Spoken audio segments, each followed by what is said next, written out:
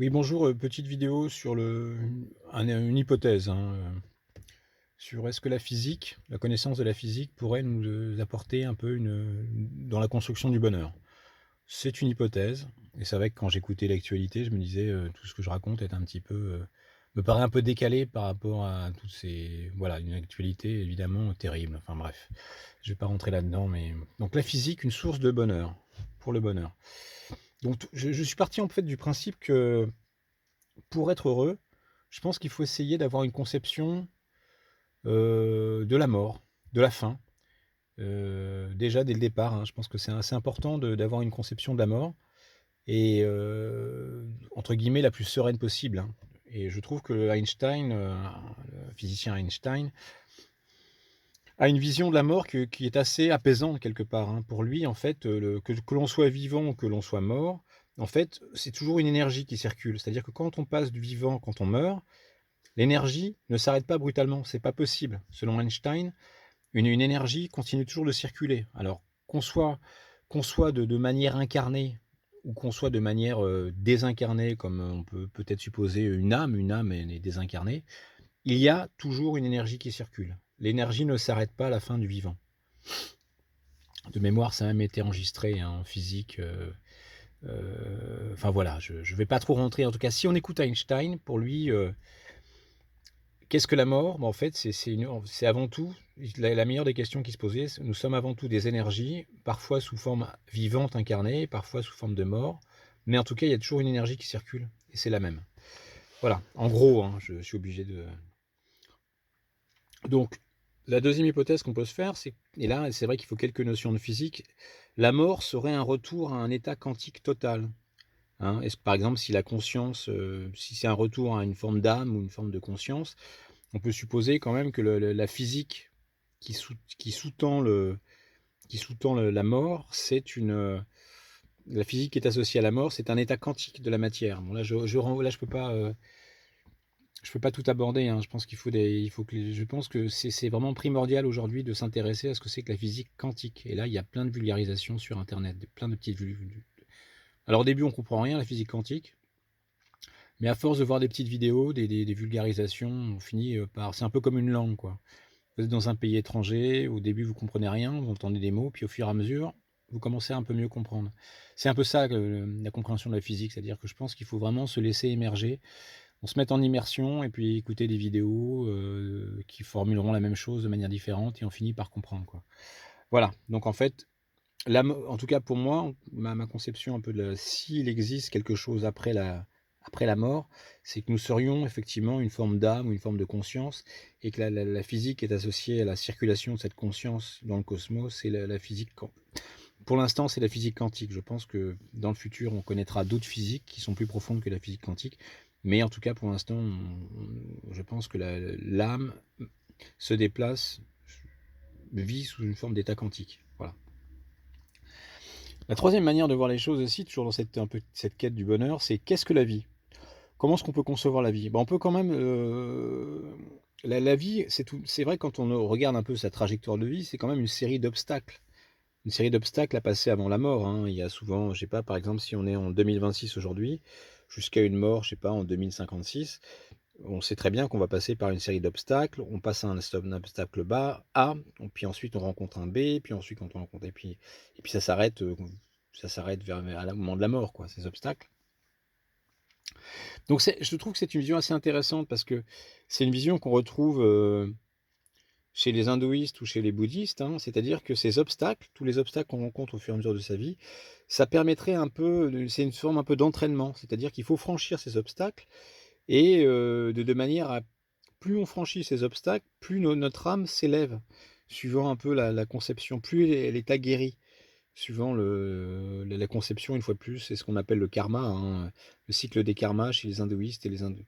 C'est-à-dire, voilà, les difficultés qu'on rencontre dans la vie sont là pour nous faire progresser, nous obliger à passer l'obstacle. Et à chaque fois, on apprend à sauter et donc notre âme serait plus aguerrie, par exemple, au moment de notre mort. Si on est arrivé à passer ces obstacles, serait plus aguerri au moment de la mort qu'en 2026 aujourd'hui, quoi. Voilà, donc ce serait un peu ça le but de la vie, c'est-à-dire franchir une série d'obstacles de manière en apprenant à les quand on apprend à les franchir, à d'avoir une âme plus éveillée, quoi.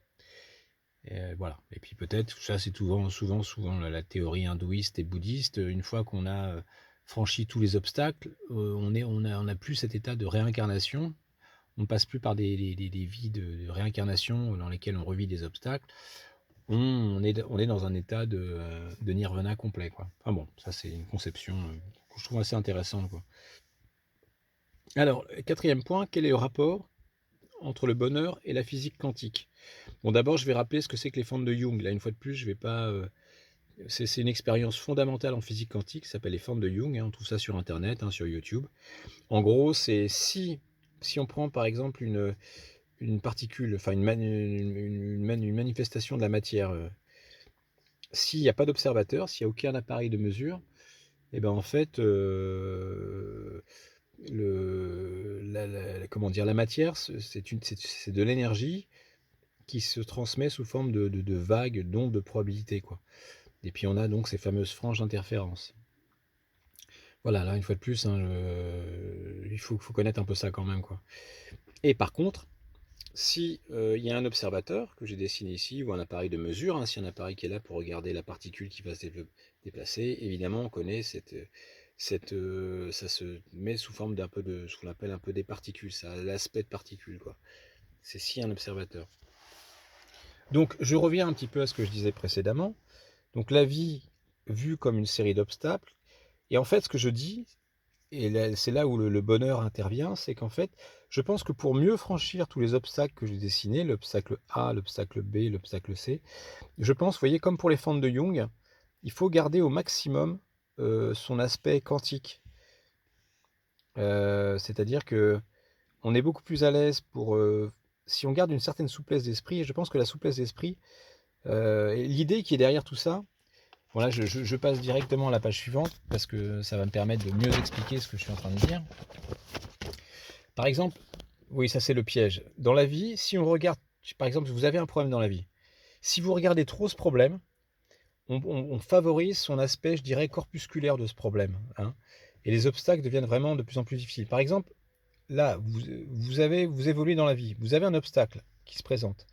Si vous observez trop ce problème, si vous n'arrêtez pas de réfléchir, si vous n'arrêtez pas de ressasser ce problème, et bien à ce moment-là, on peut supposer, comme pour la physique quantique, quand on observe trop quelque chose, ça prend un aspect particulier. C'est-à-dire que ce problème, il va se transformer en petites billes, et ça va être beaucoup plus compliqué. Vous voyez, si vous avez une petite bille qui s'est fichée là dans le panneau, ça va être beaucoup plus compliqué si elle doit passer par de nouveau, s'il y a un obstacle de nouveau qui est l'obstacle B, et voilà quoi.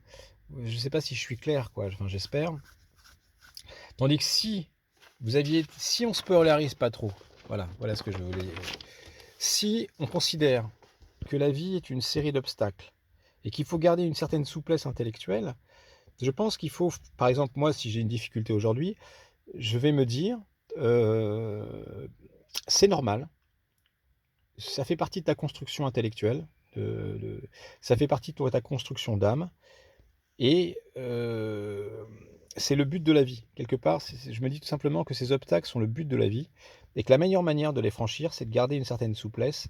Et la meilleure manière de garder une certaine souplesse, c'est de pas trop se polariser sur les problèmes qu'on a, quoi. C'est-à-dire que faire confiance à la vie, se dire que j'évite de trop cogiter sur le même problème, je sais pas, c'est l'achat d'une maison, si je laisse un peu aller les choses, ou je sais pas, si j'ai un problème de licenciement, si je passe ma vie à ressasser ce problème, par exemple le problème A, et ben je vais transformer, si je me polarise trop sur le problème A, je vais être trop dans l'observation, dans la mesure, et ça va transformer mon état d'énergie en petite bille, donc comme je le disais, et la petite bille qui va aller se ficher dans le mur B. Donc du coup, s'il y a un obstacle B à franchir, ça va être beaucoup plus compliqué de le franchir quand on est une petite bille qui s'est fichée au niveau de B, que si on a pu garder son aspect ondulatoire quantique, quoi.